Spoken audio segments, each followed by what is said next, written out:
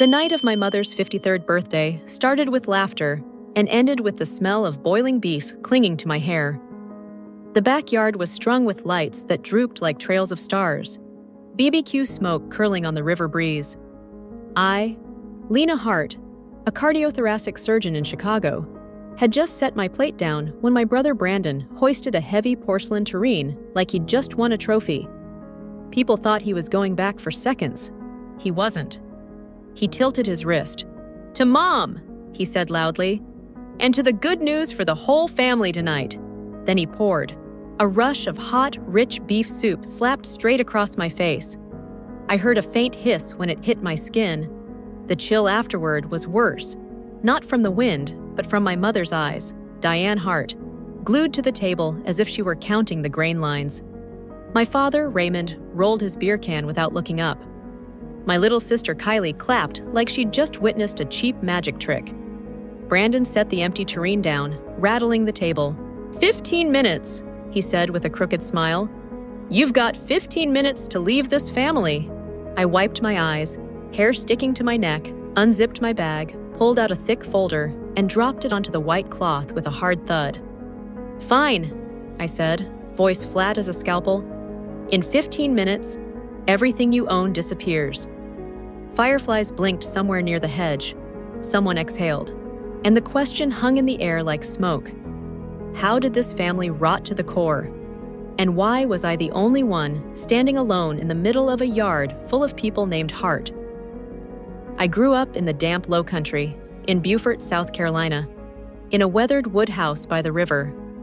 When the tide pushed in, the porch floorboards creaked like an old man fighting sleep. My father worked construction engineering, coming home dusty and quiet. My mother taught 3rd grade, her sweaters always smelling of chalk and cafeteria pizza. I was the eldest. 4 years later, Brandon arrived. From the minute he could run, every set of eyes in the house followed him like a compass needle. "He's just finding his way," Mom would say when he brought home a B- and still got new sneakers. Dad clapped him on the back for every hit in Little League, fouls included.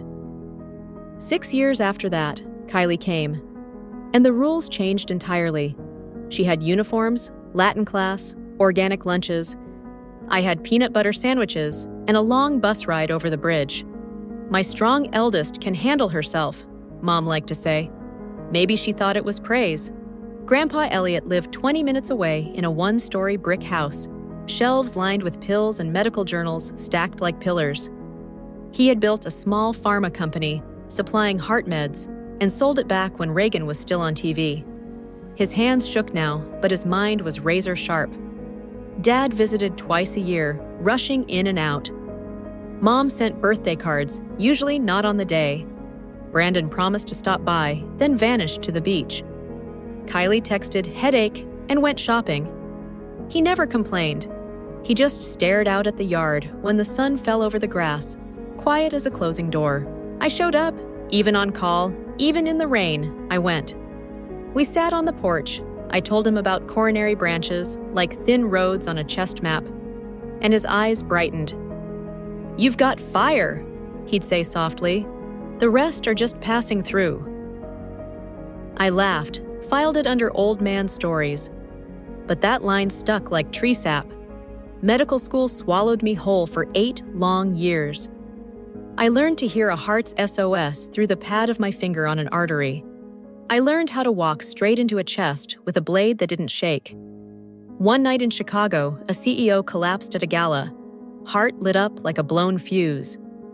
I opened his chest, placed 3 grafts, set a temporary pump, and pulled him back across that knife-thin edge between life and death. By morning, the papers were calling me the girl who whispers to hearts. Cameras lined up, letters arrived. I dodged press rooms the way I dodge karaoke. I went back to the OR because the next case was waiting.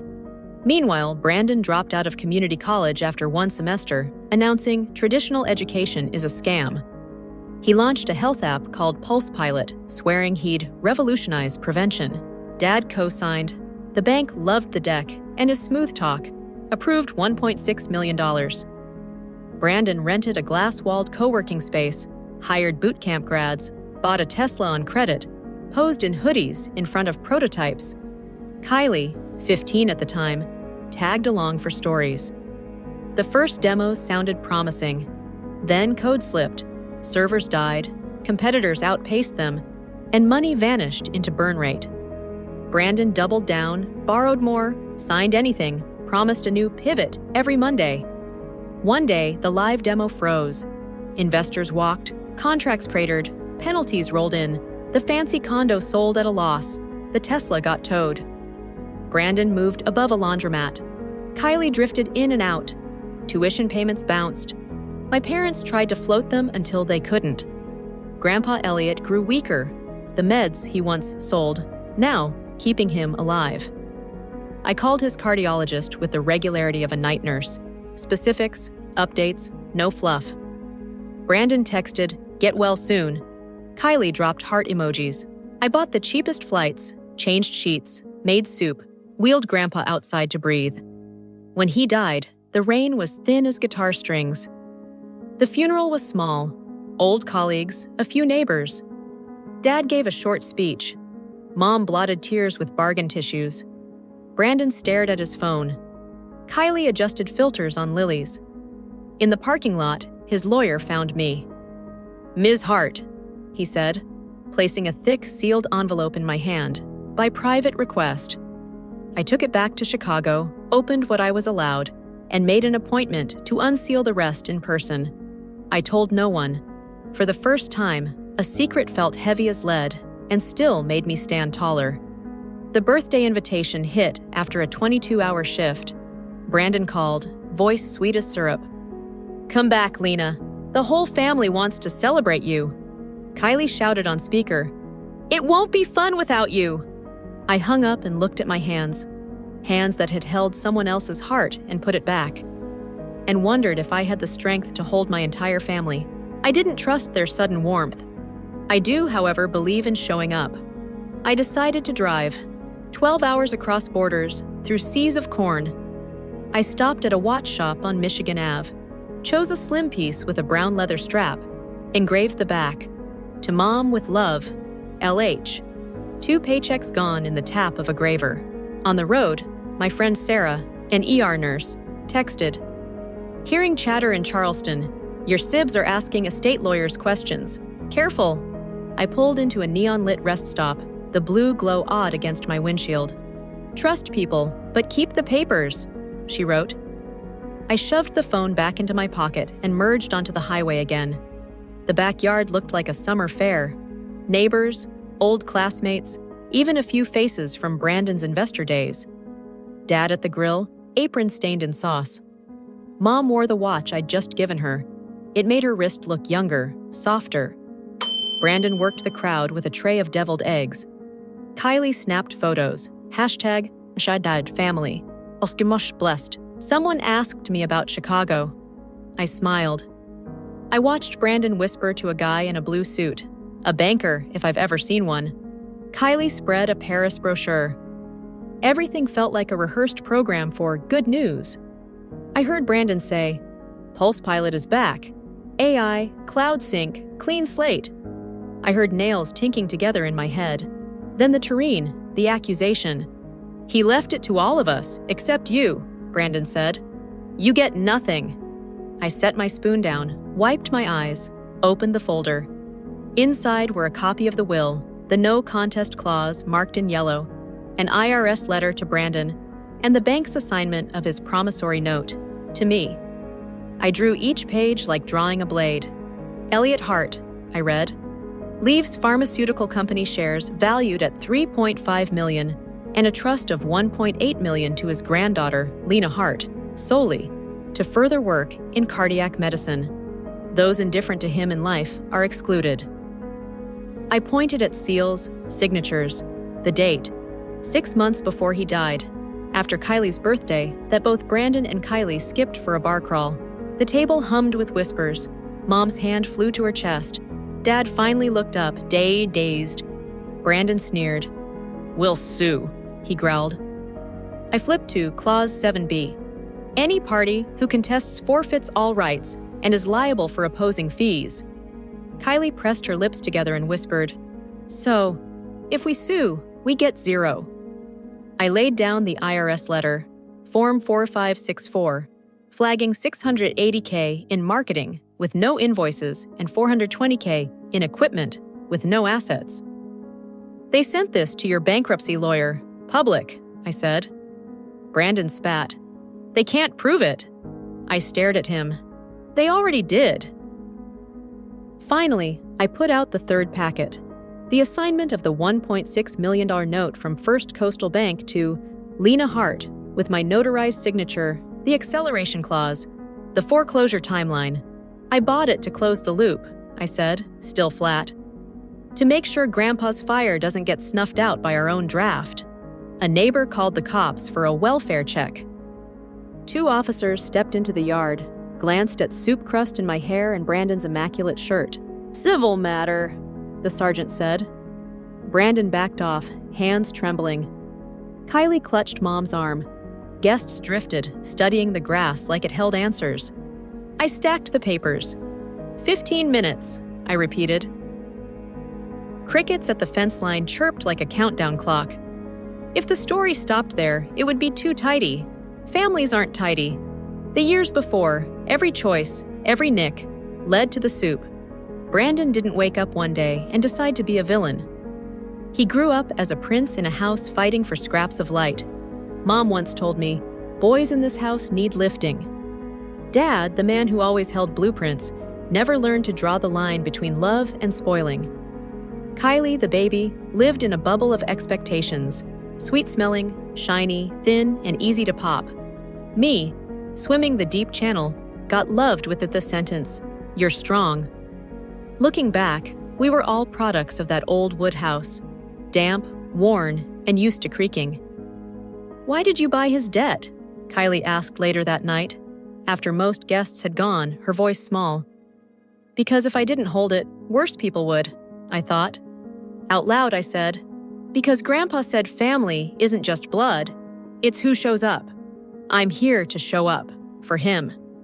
Kylie bit her lip.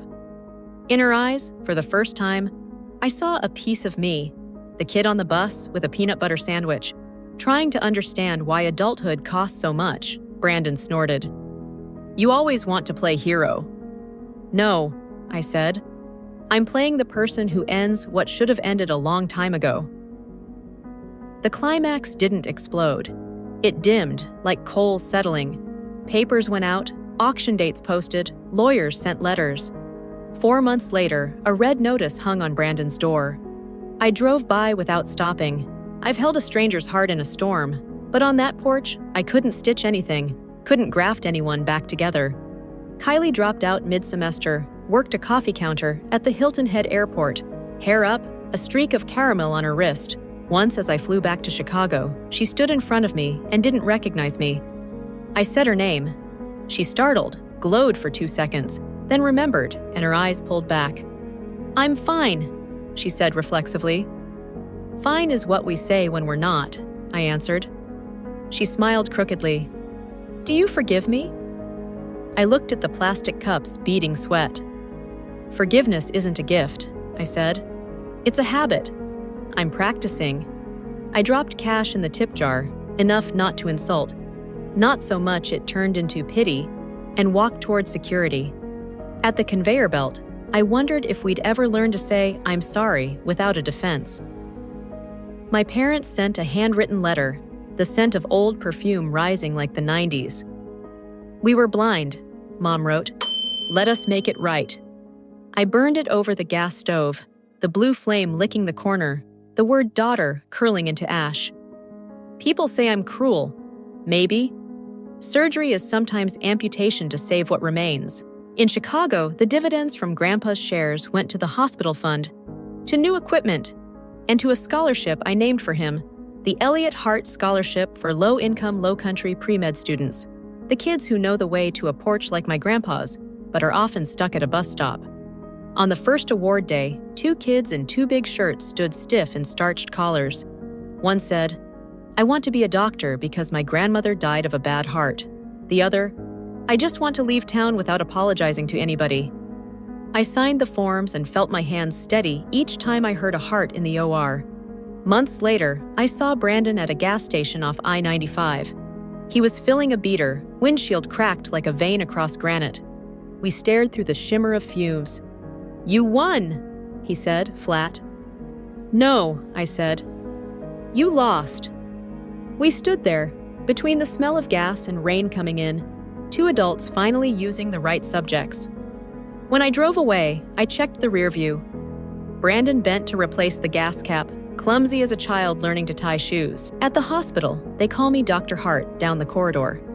Each call is a thread that pulls me back to work, to the chests that will open and close, to the muffled thank yous behind oxygen masks. One night, I sat by the window alone, Lake Michigan wind slicing in, cold like a steel table wiped with alcohol. I opened Grandpa Elliot's old wooden box, the one Mom never knew existed, and inside was a black and white photo of him with his lab. And on the back, he'd scrawled, "Don't let them tell you you're too much." I smiled. "I'm exactly enough," I whispered. Kylie texted a few weeks later. "Found a new place. Better." I replied. "Good," she typed.